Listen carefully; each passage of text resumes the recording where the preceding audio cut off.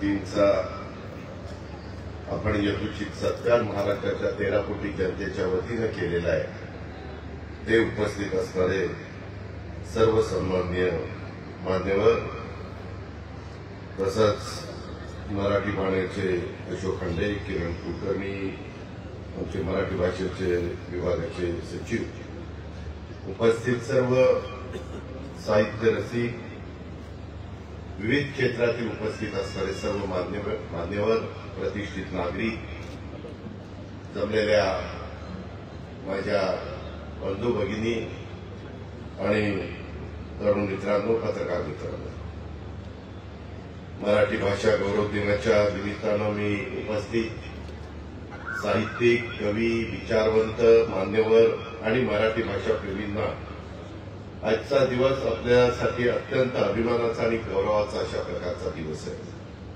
कविवर्य कुसुमाग्रजांच्या जयंतीच्या निमित्तानं आपण मराठी भाषा गौरव दिन साजरा करतो आणि ही केवळ एक परंपरा नाही, तर मराठी भाषेच्या सामर्थ्याचा आणि तेजाचा हा उत्सव।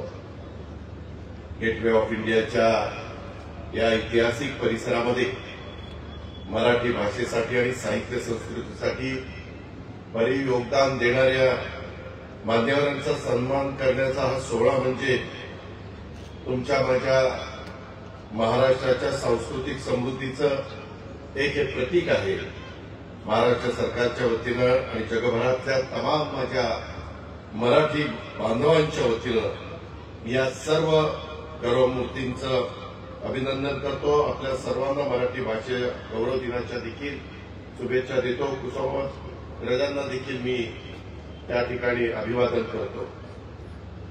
या कार्यक्रमाला खरं एक दुखरी अशा प्रकारची किनार आहे, त्याचा उल्लेख निवेदकांनी केला, इव्हन आमचे सहकारी उदय सामंतांनी पण केला। यंदाचा विंदा करंदीकर जीवनगौरव पुरस्कार ज्यांना आपण देणार होतो ते पाचोळाकर प्राचार्य र बोराडे सरांचं 15 दिवसापूर्वी 11 फेब्रुवारीला दुःखद निधन झालं आणि बोराडे सरांनी अस्सल ग्रामीण साहित्याच्या निर्मितीतून मराठी रसिकांना नुसता निखळ आनंदच दिला नाही, तर ग्रामीण भागातल्या प्रश्नांना आणि संघर्षाला न्याय देण्याचा प्रामाणिकपणे प्रयत्न त्यांनी केला। पाचोळा, चारा पाणी, आमदार सौभाग्यवती यासारख्या कादंबऱ्यातून आणि विविध कथासंग्रहातून त्यांनी गावागाड्यांच्या प्रश्न, संघर्ष आणि जीवनशैलीचा जिवंत केले। त्यांच्या निधनाने एक महाराष्ट्र हा प्रतिभावान साहित्यिक आणि कथाकथनकारांना हरपलेला आहे। विंदा करंदीकर जीवन गौरव पुरस्कार स्वीकारायला आज बोराडे सर आपल्यात हवे होते, मात्र काळाच्या नियतीच्या पुढे तुमचं माझं काही कुणाचं चालत नाही। मी त्यांना भावपूर्ण श्रद्धांजली अर्पण करतो, मात्र त्यांच्या साहित्य कृतीच्या रूपाने ते कायम आपल्या सोबत राहतील। मी आपल्या सर्वांच्या वतीनं बोराडे सरांना पुन्हा एकदा भावपूर्ण श्रद्धांजली अर्पण करतो। आज या ठिकाणी आपण श्री पु भागवत उत्कृष्ट प्रकाशन पुरस्कार 2024, ज्योत्स्ना प्रकाशन पुणे यांना डॉक्टर अशोकराव केळकर मराठी भाषा अभ्यासक पुरस्कार 2024 हा डॉक्टर रमेश सूर्यवंशी आणि मुंबई मराठी ग्रंथ संग्रहालय मुंबई यांना कविवर्य मंगेश पाडगावकर मराठी भाषा संवर्धक पुरस्कार 2024, श्रीमती भीमाबाई जोंधळे आणि मराठवाडा साहित्य परिषद छत्रपती संभाजीनगर यांना देण्यात आला आहे। मी सर्व गौरवमूर्तींचा महाराष्ट्रातल्या 13 कोटी जनतेच्या वतीनं या मान्यवरांचं किंवा संस्थांचं अभिनंदन करतो। आपल्या सर्वांना मराठी साहित्य सेवेच्या कामासाठी देखील शुभेच्छा देतो। उदयने सांगितलेली गोष्ट खरी आहे। आज आमच्या वेगवेगळ्या मिटिंग चाललेल्या होत्या, परंतु संध्याकाळच्या मिटिंगमध्ये मुख्यमंत्री महोदयांना पण या कार्यक्रमाला यायचं होतं, कारण आज मराठी भाषा दिन आहे आणि ते तर राज्याचे प्रमुख आहेत, परंतु त्यांची तब्येत थोडीशी खालावली आणि त्याच्यामुळे त्यांनी एकनाथरावांना सूचना केली, मला सूचना केली की तुम्ही दोघेही त्या कार्यक्रमाला जा। आम्ही येणारच होतो, परंतु मी आता येऊ शकत नाही, त्याच्यामुळे तुम्ही तिथे गेलं पाहिजे अशा प्रकारच्या त्यांनी सूचना केली आणि त्याच्यामुळं त्यांनी या कार्यक्रमाला शुभेच्छा दिलेल्या आहेत। त्याच्यातून वेगळा कुणी गैरअर्थ विशेषतः आमच्या पत्रकार मित्रांनी काढू नये अशा प्रकारची त्यांना मी विनंती करतो। आज या ठिकाणी महाराष्ट्र राज्य साहित्य आणि संस्कृती मंडळाच्या वतीने 51 पुस्तकांचं प्रकाशन होत आहे, की आनंदाची आणि अभिमानाची अशा प्रकारची गोष्ट आहे। आज ज्यांची पुस्तकं प्रकाशित होत आहे त्या सर्व लेखकांना आणि त्या पुस्तकांचं प्रकाशन करणाऱ्या साहित्य आणि संस्कृती मंडळाच्या सुद्धा मी मनापासून अभिनंदन करतो। खरं तर गेल्या आठवड्यामध्ये त्याचा उल्लेख उदयनी आपल्या भाषणामध्ये केला आणि दिल्लीला अखिल भारतीय साहित्य संमेलनाच्या सांगता समारंभात मी पण होतो, एकनाथराव शिंदे साहेब पण होते आणि कालच आम्ही आमच्या पक्षाच्या वतीनं एक मराठी भाषा दिन काल संध्याकाळी 7:30 ते रात्री 10:30 पर्यंत आयोजित केलेला होता। आजचा हा मराठी भाषा गौरव दिन कार्यक्रमाच्या निमित्तानं मी साहित्यिक, मराठी ग्रंथप्रेमी, वाचक, प्रकाशक या मंडळीमध्ये आणि सहवासामध्ये जास्त मला यायला मिळालं हे मी माझं भाग्य समजतो आणि त्याच्यामुळं मला सुद्धा जरा साहित्यिक झाल्याचा आभास व्हायला लागलाय। यातला गमतीचा भाग सोडून द्या, पण खऱ्या अर्थाने मी मराठीमय झालो ते मात्र नक्कीच 4 दिवसापूर्वी आम्ही ज्यावेळेस दिल्लीत झालेल्या अखिल भारतीय मराठी संमेलनाच्या मधून मराठी भाषेचा जरी पटका दिल्लीच्या तालकटोरा मैदानावर अभिमानानं आणि डौलाने फडकला याचा माझ्यासारख्या मराठी प्रेमीला आनंदच आहे।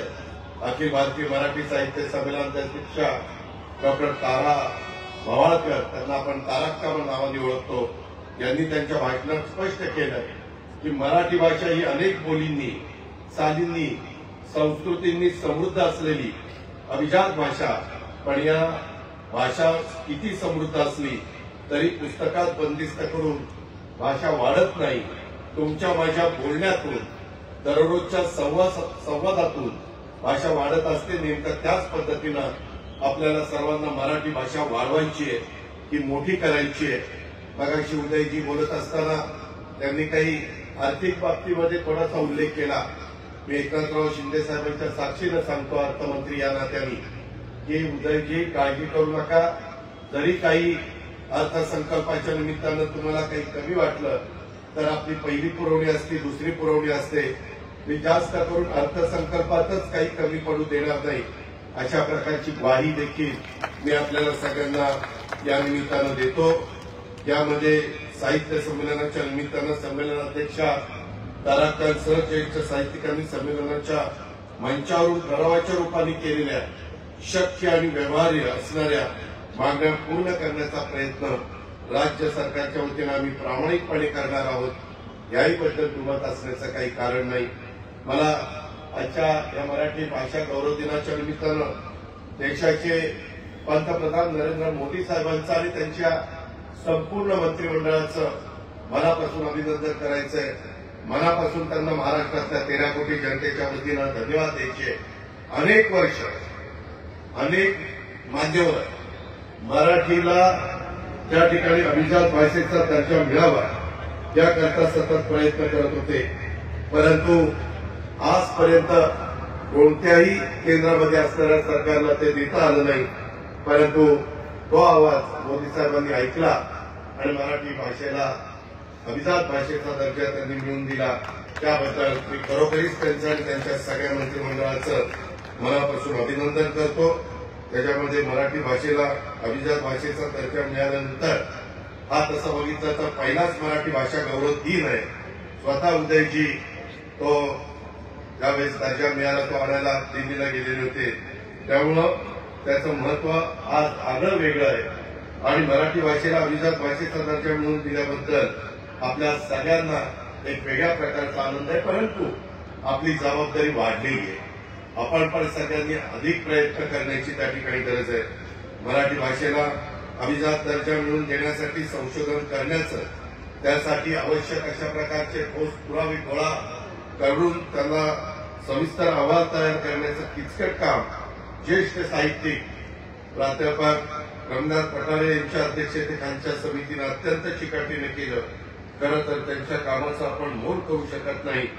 या समितीत प्राध्यापक रमनाथ पठारे सरांच्या सोबत प्राध्यापक हरी नरके हे होते, ते आज आपल्या खऱ्यात नाहीयेत। डॉक्टर नागनाथ कोतापल्ले, डॉक्टर श्रीकांत बहुलकर, प्राध्यापक मधुकर वाकोडे, सतीश काळसेकर, डॉक्टर कल्याण काळे, प्राध्यापक अनंत उबाळे, परशुराम पाटील, डॉक्टर मैत्रेयी देशपांडे यांनी अक्षरशः झपाटून काम केलं.